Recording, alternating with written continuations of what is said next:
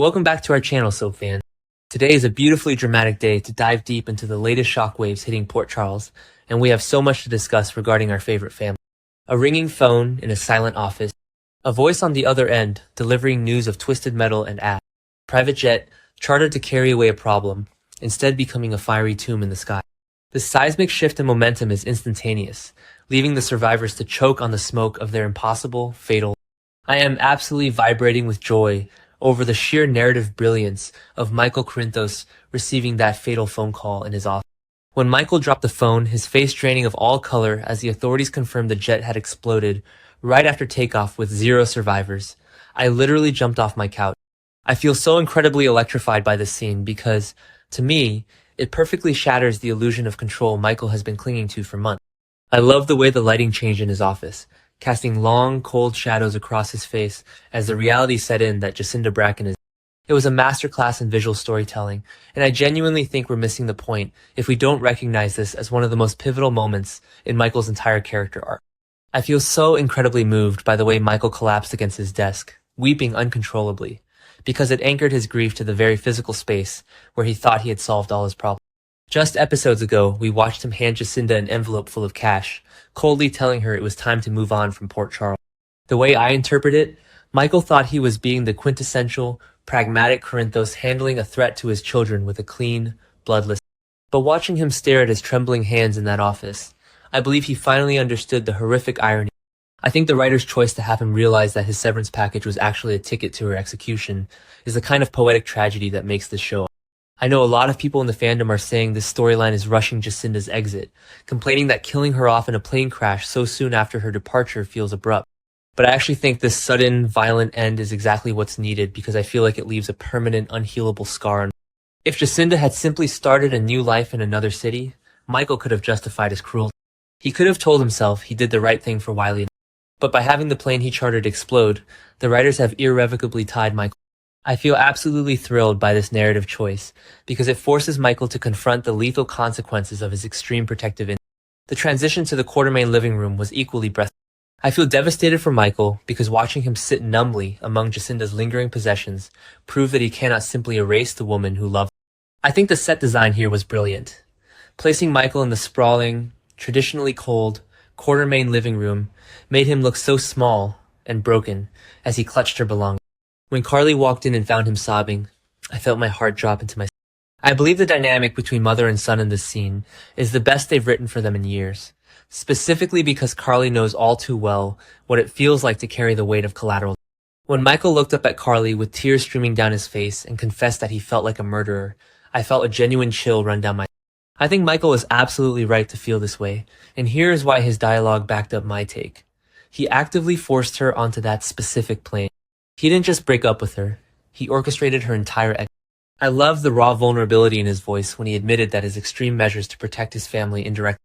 The way I see it, Michael is finally recognizing that his ruthless tactics, inherited from Sonny, do not come without a devastating human cost. I know a lot of viewers are rolling their eyes, saying Michael shouldn't be sobbing over a woman who literally drugged Willow's iced latte with pills. The fandom is arguing that Jacinda got what she deserved for putting the children at risk. But I actually think Michael's profound grief is completely justified, because I feel like Jacinda represented a messy, flawed, but fiercely loyal sanctuary. For over a year, during the bitter, agonizing fallout of his divorce from Willow, Jacinda was the only woman who truly loved him without condition. I believe Michael's tears are less about forgiving her crime against Willow, and more about the crushing guilt of discarding someone who worshipped. He didn't even give her a chance to explain or make amends before banishing her to her death. I feel like the emotional climax of this entire storyline hit when Willow Kane walked into the Quartermaine mansion. I felt genuine anxiety watching Willow approach him, because to me, it highlighted the massive disconnect between these two divorces. Willow clearly thought she was walking in to console the father of her children over a tragic accident. But the way I interpret Michael's reaction, Willow's mere presence was a sickening reminder of why Jacinda is dead in the first place.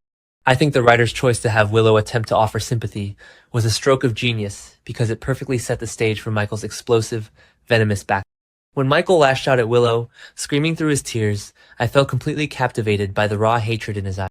I love the way the camera zoomed in on his anguished face as he yelled that her restraining order and his own ultimatums pushed Jacinda onto that doomed flight. I feel like this specific piece of dialogue perfectly encapsulates Michael's fractured psyche. He is taking his unbearable guilt and projecting it outward onto the woman he has been fighting in family court. I believe Michael genuinely resents Willow in this moment because he prioritized her safety, the safety of an ex-wife who is currently at war with him, for custody over the life of the woman who actually wanted to be with him. I feel so incredibly fascinated by Willow's reaction to Michael's outburst. When she stood there, utterly bewildered and shocked that Michael was crying over the woman who tried to poison her, I thought it was the most authentic response she could have. The way I see it, Willow's sheer shock perfectly illustrates the impossible emotional chasm. I think Willow is absolutely right to be confused here, and her stunned silence on screen backed up my take. From her perspective, Jacinda was a monster who nearly killed her and endangered Wiley and Amelia. But from Michael's perspective, Jacinda was a tragic casualty of their toxic post-divorce. I feel like this scene brilliantly highlights how two people can look at the exact same tragedy and see two completely different realities. I genuinely think we're missing the point if we don't look at the fake peace Michael was trying to build. I believe Michael's breakdown proves that his attempt to cleanly excise Jacinda from his life was a desperate bid to create a sterile, controlled environment for his custody battle against Willow. But the explosion of that private jet blew that sterile environment to pieces. I feel so passionately about this plot point because it shows that you cannot neatly tie up messy human emotions with a restraining order and an envelope of cash. I love the way Michael sobbed that Jacinda's death was too high a price to pay for this fabricated. It made me feel a profound sense of pity for a man who tried to play God with someone's life and ended up sending her straight to the grave. I think the visual contrast between the fiery, off-screen plane crash and the suffocatingly quiet Quartermaine living room is some of the best storytelling General Hospital has done. I feel like the silence of the mansion amplified Michael's agonizing sobs, making his grief feel inescapable. The way I interpret it, Michael is now trapped in a prison of his own. He has the safety he demanded for his children, and he has the physical distance from Jacinda that Willow's restraining order required. But he also has the blood of a woman who loved him on his. I believe this guilt is going to fundamentally alter how he approaches his custody battle. I know some fans are worried that this tragedy will make Michael too sympathetic in his war against Willow, but I actually think it makes him far more. I feel like a grieving, guilt-ridden Michael is an unpredictable Michael. When he screamed at Willow, blaming her for the sequence of events that led to the crash, I felt a deep sense of dread for their upcoming court. I think Michael is going to channel all of this self-hatred and misdirected anger into utterly destroying Willow.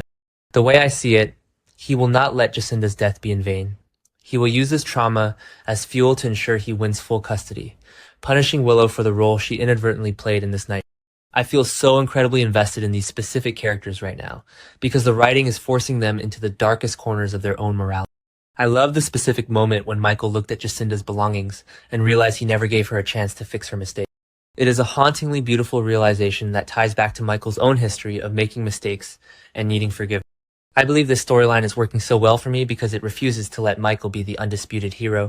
He is flawed, he is cruel, and now in his own mind, he is a killer.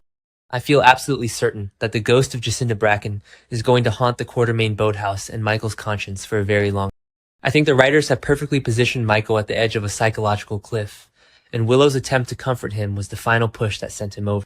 The sheer emotional violence of their confrontation was a masterpiece of daytime television, and I cannot wait to see how this fiery tragedy incinerates whatever was left of their fragile co-parenting dynamic. Will Michael's crushing guilt destroy his custody battle, or will Willow use his grief? Drop your wildest theories in the comments below, and subscribe for more daily Port Charles.